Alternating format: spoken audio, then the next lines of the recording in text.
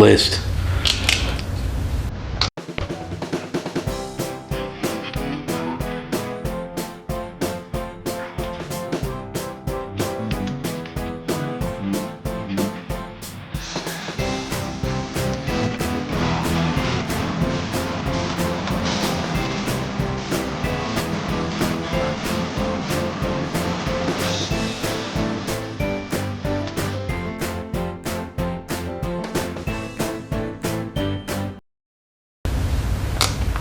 Went down and checked everything I had bought so far and wrote a list of it. So we're going to go through it one by one, and then I'm going to tally everything up over here. So I bought hinges for the door, for the toolbox doors, and I actually bought enough to do 4 doors. I think we're only going to do the 2 now, though. We might change our mind, but I think it's just going to stick with 2. But I'm going to add the price of all the hinges because I bought them. So I got $29 worth of hinges. Wire, I bought some wire to wire everything up. That may not be enough to do the job, but I bought $30 worth of wire. I'm gonna quit writing dollar signs. We all know it's dollar signs. Tail lights. I bought the tail lights for the back of the truck. I want to put lights up in the headache rack. I have not bought them yet, but I do have those ones. So I've got tail lights, and I have got $80 worth of tail lights because I bought some nice ones. I like them. Mini LEDs for markers around the truck.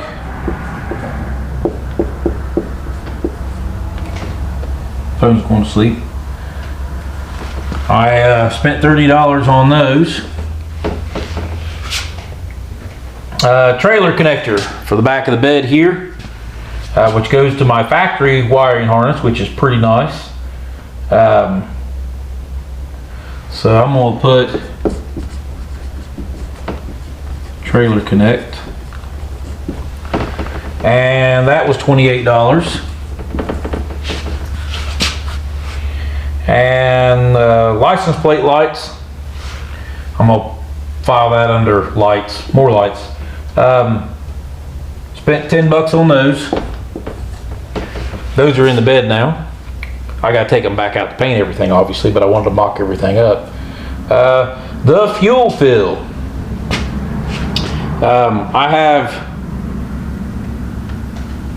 $65 in that piece on the side of the bed that's chrome. I know that's a bit crazy, but fuel fill.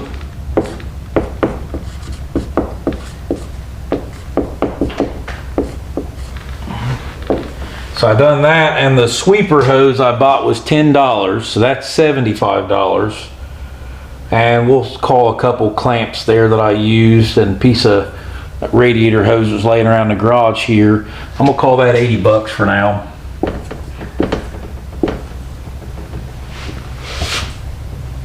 And the hitch. I bought a weld-on hitch piece back here.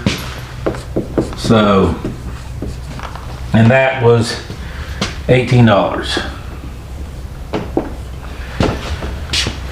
Yeah, I wrote smaller as I started going down the board. So, I'm gonna take a moment and make sure I haven't forgot nothing. I have failed you guys. I missed a couple big ones. So, D-rings for the trailer connector or trailer safety chains, and I'm gonna probably add some other places in the bed. I spent $35 on those. I spent $60 on seal for the toolboxes. Now here's the big one. I wrote 74, I'm gonna call it 75. I got $75 in latches for the toolbox doors. Because I bought stainless steel ones, and I bought 4 of them because I thought I was gonna do 4 doors. And right now we're only gonna do 2, so I could have cut that one in half, but I bought them, so I'm gonna add them to the tally. We're gonna be fair about this. If I end up not using them, then maybe we'll take some off of the final tally of this when it's all said and done. So 1,545 plus 29 plus 30 plus 80 plus 30 plus 28 plus 10, 80, 18, 60, 35, 75. Now, the roll bar and some of that stuff that I've got, I got those called freebies. Headache rack I got from my grandfather. Some of the metal we've got from the farm, so this is not like full legit because I did have some stuff laying around that I've used. But right now, our grand total, and now my eraser's not erasing good. Grand total so far is $2,020. That's it. I'm sure that I'm gonna have to buy a few more things that I forgot so far. Maybe not. I know I'm gonna have to buy paint. We're not there yet, but that's gonna have to happen. This does not count all of the gas and welding wire that I've put in this truck because I've been welding quite a bit. So it doesn't count any of that. This is just stuff bought for the material that's on the truck. And so right now I'm in $2,020. If I can get this entire bed built for $3,000, you are talking about a tradesman style bed, right? It's got a nice bumper, nice side skirting. I do have the fender flares that are going to go out of it because those was in the original figure. So for this style of bed, I think if I can do it for under $3,000, or maybe even a little over $3,000, this is well worth it when it's all said and done. I do have more lights to buy because I'm gonna put lights in the headache rack.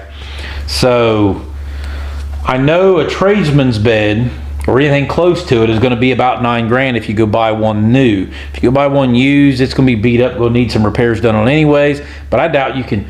I'm looking at flatbeds on Facebook Marketplace, and you can't touch a flatbed that ain't just wore out for $2,000 at least. I've seen a flatbed that had 4 doors in it that one of the doors was missing. It come off of an 8-foot bed Dodge Dually. It was a CM, but it was rusty and needed some repair work done, and they was still asking like $4,000 for that one. So if I can get this done for $3,000, $3,500, this will be a win, my book. Plus this custom fits this truck, and keep in mind, mine's a short bed. And so believe this if you will, building my own bed, this is the part that everybody is gonna give me a hard time about, putting this bed on a short bed truck. But this ring right here on your hitch, if I put the factory hitch back up under the truck, because as we was building this bumper, I measured it. This ring versus the ring on the factory hitch is only 4.5 inches longer from where the factory hitch would have ended. The factory hitch would have ended back here. Now the factory hitch also was a bit lower. This is a little higher hitch, which I've got drop hitches, that's not a problem. This truck's not a lifted truck, so that won't be an issue. But 4.5 inches, so as long as this bed is, the hitch only is 4.5 inches back from the factory hitch. So the bumper sticks out past where the hitch would have ended. So I'm a foot longer overall, maybe, or not a foot, half a foot. So it's gonna fit the truck really well. So if you guys are thinking about building your own flatbed, one, I'm not a welder. I'm a maintenance guy / controls guy. I learned how to weld here at the garage. My welds are not great. It's not going to fall apart. This is not nothing that I'm really super proud of my welds, because there's a lot of guys who are very talented, can do this a lot better than I can, but this is me fixing my bed, and it's going to be mine. So if you're thinking about doing this, send me pictures. Go to our Wrench Benders Facebook page and share your progress, because we got other guys that build stuff that we want to see what everybody else is building. And I take care of that page. I have a few other people that help me. I don't let people bash everybody else's welding. Maybe there might be some constructive pointers people might give you if you're new to welding, but we're not going to do the bashing thing. Nothing happens there like that. If you got a project, you want to share it, go to Wrench Benders group on Facebook, share a picture of your project. We'll be proud of you for what you're building, because when you build something, it's yours, and it may not be, you know, at the next SEMA, but it's better than what you had before. And I want to keep everybody back to where they're building their own stuff again, because that's something that when you build it, it means more to you than going and buying it. And yeah, I know you're spending your hard-earned money, but when you take the time, the blood, sweat, and tears to put something together yourself, and you can prove you can do it for a lot cheaper than going and buying it, and yeah, it takes me a lot of time, and it might have been that instant gratification of going and purchasing it.